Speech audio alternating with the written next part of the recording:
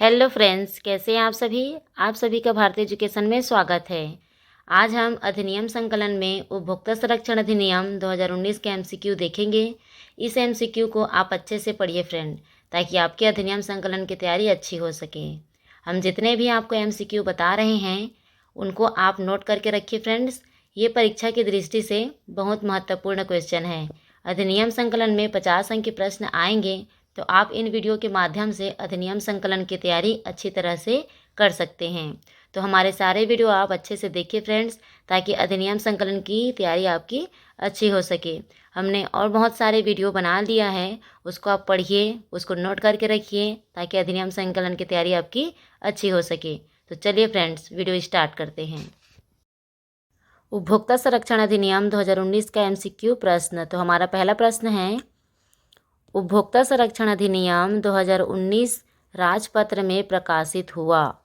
हमारा पहला प्रश्न है कि उपभोक्ता संरक्षण अधिनियम 2019 राजपत्र में प्रकाशित हुआ।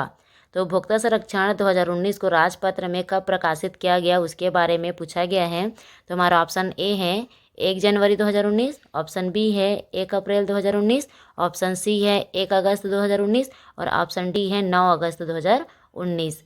इसका सही आंसर होगा ऑप्शन डी, 9 अगस्त 2019। हमारा सेकंड क्वेश्चन है, उपभोक्ता संरक्षण अधिनियम 2019 में कुल धाराएं हैं। सेकंड क्वेश्चन में बताया गया है कि उपभोक्ता संरक्षण अधिनियम 2019 में कुल कितनी धाराएं हैं। तो ऑप्शन ए है इसका 31, ऑप्शन बी है 45, ऑप्शन सी है 98, ऑप्शन डी है 107। इसका सही आंसर होगा ऑप्शन डी, 107। क्वेश्चन तीसरा है, उपभोक्ता क्या है। क्वेश्चन तीसरा में बताया गया है कि उपभोक्ता है, तो उपभोक्ता किसे होना चाहिए। ऑप्शन ए दिया है जो वस्तु के बदले मूल्य चुकाता है, ऑप्शन बी दिया है जो सेवाओं के बदले मूल्य चुकाता है, ऑप्शन सी दिया है जो वस्तु एवं सेवाओं के बदले मूल्य चुकाता है, ऑप्शन डी दिया है इनमें से कोई नहीं। तो इसका सही आंसर होगा ऑप्शन सी, जो वस्तु एवं सेवाओं के बदले मूल्य चुकाता है। तो उपभोक्ता वही होता है फ्रेंड्स जो वस्तु एवं सेवाओं के बदले मूल्य चुकाता है। हमारा चौथा प्रश्न है, उपभोक्ता संरक्षण अधिनियम 2019 में कुल अध्याय है। चौथा क्वेश्चन में बताया गया है कि उपभोक्ता संरक्षण अधिनियम 2019 में कुल कितनी धाराएं, कुल कितनी अध्याय हैं। तो ऑप्शन ए है 4 अध्याय, ऑप्शन बी है 5 अध्याय, ऑप्शन सी है 7 अध्याय, ऑप्शन डी है 8 अध्याय। तो इसका सही आंसर है ऑप्शन डी, 8 अध्याय। हमारा पांचवा क्वेश्चन है, जिला फोरम की वर्तमान धन्य अधिकारिता है। पांचवा क्वेश्चन, जिला फोरम की वर्तमान धन्य अधिकारिता है। ऑप्शन ए 20 लाख रुपए तक, ऑप्शन बी 20 लाख से 1 करोड़ तक, ऑप्शन सी 1 करोड़ रुपए तक, ऑप्शन डी 1 से 10 करोड़ रुपए तक। इसका सही आंसर होगा ऑप्शन सी, 1 करोड़ रुपए तक। छठवां क्वेश्चन है, उपभोक्ता संरक्षण अधिनियम 2019 के धारा 2 में किस शब्द को परिभाषित नहीं किया गया है। तो उपभोक्ता संरक्षण अधिनियम 2019 के धारा 2 में किस शब्द को परिभाषित नहीं किया गया है। तो इसमें से कौन से शब्द को उपभोक्ता संरक्षण अधिनियम 2019 के धारा में परिभाषित नहीं किया गया है। तो ऑप्शन ए है माल को, ऑप्शन बी है ई कॉमर्स को, ऑप्शन सी है व्यापार को, ऑप्शन डी इनमें से कोई नहीं। तो इसका सही आंसर होगा ऑप्शन डी, इनमें से कोई नहीं। हमारा सातवां प्रश्न है, उपभोक्ता संरक्षण अधिनियम 2019 अधिनियम संख्यांक है। सातवां क्वेश्चन ने बताया है कि उपभोक्ता संरक्षण अधिनियम 2019 अधिनियम संख्यांक है। तो इसमें से कौन अधिनियम संख्यांक है उसके बारे में हमें बताना है। तो ऑप्शन ए है क्रमांक 15 सन 2018, ऑप्शन बी क्रमांक 25 सन 2019, ऑप्शन सी क्रमांक 35 सन 2019, ऑप्शन डी क्रमांक 40 सन 2020। तो इसका सही आंसर होगा ऑप्शन सी, क्रमांक 35 सन 2019। इसका सही आंसर है। उपभोक्ता संरक्षण अधिनियम 2019 में अधिनियम संख्यांक है। तो अधिनियम संख्यांक किसको बताया गया है 2019 में, क्रमांक 35 सन 2019 को अधिनियम संख्यांक के रूप में बताया गया है। 8वां प्रश्न है, उपभोक्ता संरक्षण अधिनियम 2019 का उद्देश्य है। उपभोक्ता संरक्षण अधिनियम 2019 का उद्देश्य किसे बताया गया है? तो ऑप्शन ए है उपभोक्ताओं के हितों का संरक्षण, ऑप्शन बी है विवादों का निपटारा, ऑप्शन सी है प्रभावी प्रशासन और ऑप्शन डी है आनुषंगिक विषयों का उपबंध करना। उपभोक्ता संरक्षण अधिनियम 2019 का उद्देश्य है, तो क्या क्या उद्देश्य होना चाहिए 2019 का? तो इसमें ऑप्शन ए दिया है उपभोक्ताओं के हितों का संरक्षण, दूसरा है विवादों का निपटारा, तीसरा है प्रभावी प्रशासन और ऑप्शन डी है आनुषंगिक विषयों का उपबंध करना। तो इसमें से कौन सा हो सकता है फ्रेंड? या तो ऑप्शन ए करेक्ट हो सकता है या ऑप्शन बी करेक्ट हो सकता है। ऑप्शन बी में पहला और दूसरा को भी कहा गया है और ऑप्शन सी में पहला दूसरा तीसरा हो सकता है, ऑप्शन डी में पहला दूसरा तीसरा चौथा हो सकता है। तो इसका सही आंसर होगा ऑप्शन डी। चारों उपभोक्ता संरक्षण अधिनियम 2019 का उद्देश्य है। कौन कौन सा? तो उपभोक्ताओं के हितों का संरक्षण, विवादों का निपटारा करना, प्रभावी प्रशासन, आनुषंगिक विषयों का उपबंध करना, ये सभी उपभोक्ता संरक्षण अधिनियम 2019 के उद्देश्य हैं। तो इसका सही आंसर होगा ऑप्शन डी। 9वां क्वेश्चन है, उपभोक्ता संरक्षण अधिनियम 2019 का विस्तार है। उपभोक्ता संरक्षण अधिनियम 2019 का विस्तार कहाँ तक है उसके बारे में बताना है हमें। तो ऑप्शन ए है संपूर्ण भारत में है, ऑप्शन बी है जम्मू कश्मीर को छोड़कर संपूर्ण भारत में है, ऑप्शन सी है जनजातीय क्षेत्रों को छोड़कर संपूर्ण भारत में है, ऑप्शन डी है इनमें से कोई नहीं। तो इसका सही आंसर होगा ऑप्शन ए, संपूर्ण भारत में उपभोक्ता संरक्षण अधिनियम 2019 का विस्तार है। तो इसको याद रखिएगा फ्रेंड्स, उपभोक्ता संरक्षण अधिनियम 2019 का विस्तार कहाँ तक है अगर पूछा जाए तो आपको इसका सही आंसर लगाना है संपूर्ण भारत में उपभोक्ता संरक्षण अधिनियम 2019 का विस्तार किया गया है।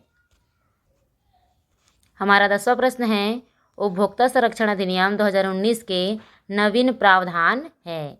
तो उपभोक्ता संरक्षण अधिनियम 2019 का नवीन प्रावधान क्या क्या बनाया गया है उसके बारे में बताया गया है। ऑप्शन ए है मध्यस्थता, ऑप्शन बी है धनीय अनुतोष में वृद्धि, ऑप्शन सी है ऑप्शन तीसरा है केंद्रीय उपभोक्ता संरक्षण प्राधिकरण और ऑप्शन चौथा है अनुचित व्यापार।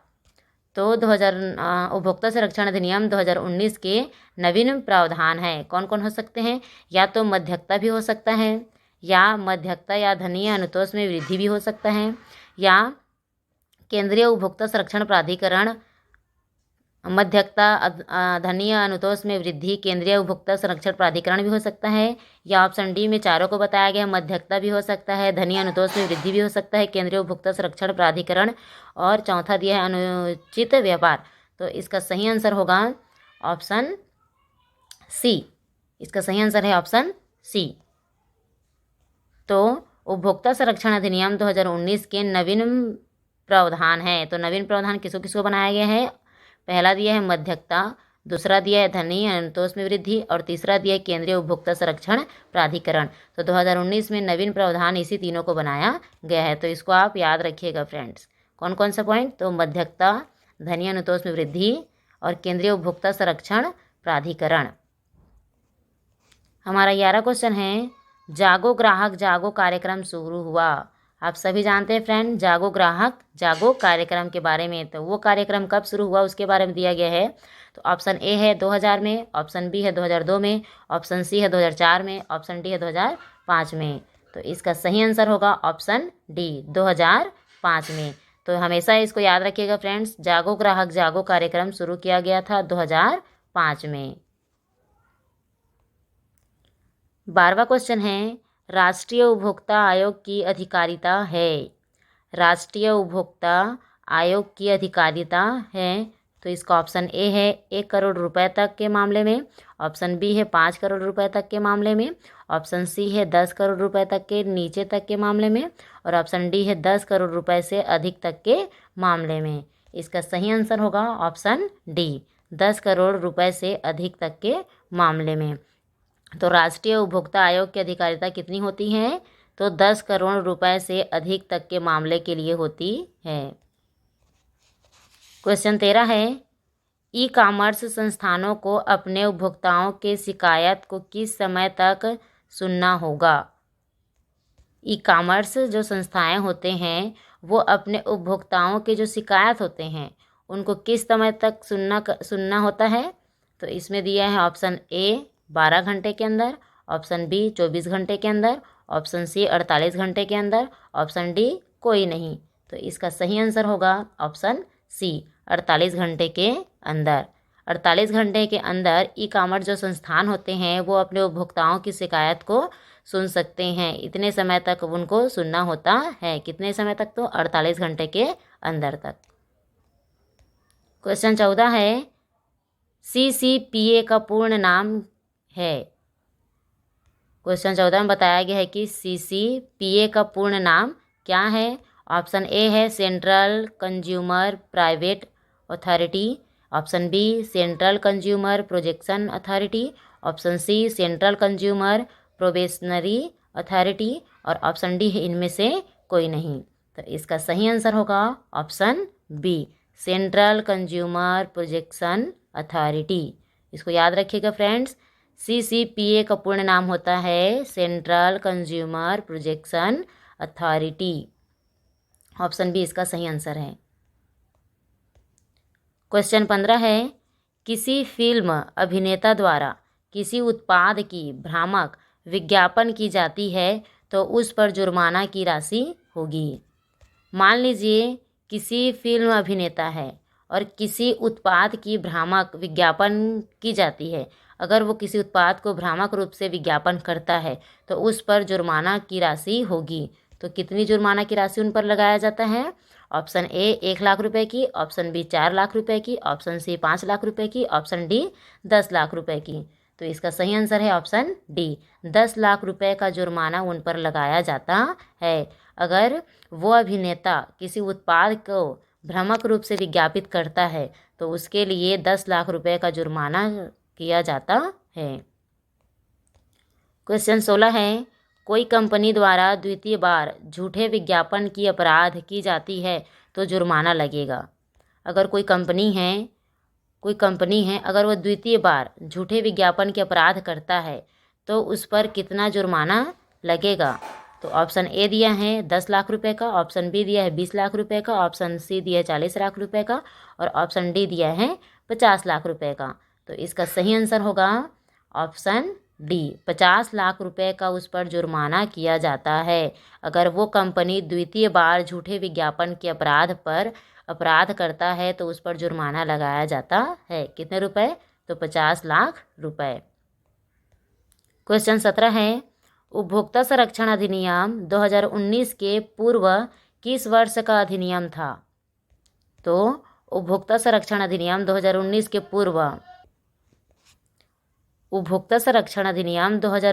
पूर्व किस वर्ष का अधिनियम था?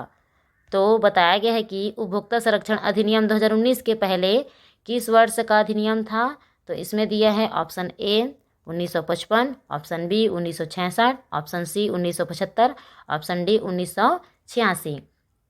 तो इसका सही आंसर होगा ऑप्शन डी 1986। तो 2019 उपभोक्ता संरक्षण अधिनियम 2019 के पहले उपभोक्ता संरक्षण अधिनियम 1986 लागू था। इस अधिनियम को पहले बनाया गया था, उसके बाद उपभोक्ता संरक्षण अधिनियम 2019 को बनाया गया है। क्वेश्चन 18, ई कॉमर्स संस्थानों को अपने ग्राहकों को कौन कौन जानकारी अवश्य दी जाती है? जो ई कॉमर्स संस्थानें होती है या संस्थाओं को अपनी ग्राहकों को ई कॉमर्स संस्थाएं अपनी ग्राहकों को कौन कौन से जानकारी अवश्य दी जाती है? तो कौन कौन से वो जानकारी देते हैं? तो ऑप्शन ए है रिटर्न जानकारी, ऑप्शन बी है वारंटी, ऑप्शन सी है गारंटी, ऑप्शन डी है सभी। तो इसका सही आंसर होगा ऑप्शन डी, ये सभी जानकारी ई कॉमर्स संस्थानें अपने ग्राहकों को देते हैं। तो ई कॉमर्स संस्थानें अपने ग्राहकों को रिटर्न की जानकारी देते हैं, वारंटी की जानकारी देते हैं, गारंटी की जानकारी देते हैं। ये सभी जानकारी वो अपने ग्राहकों को देते हैं। क्वेश्चन 19 है, उपभोक्ता संरक्षण अधिनियम 1986 के अंतर्गत कौन सा संगठन का प्रावधान नहीं था?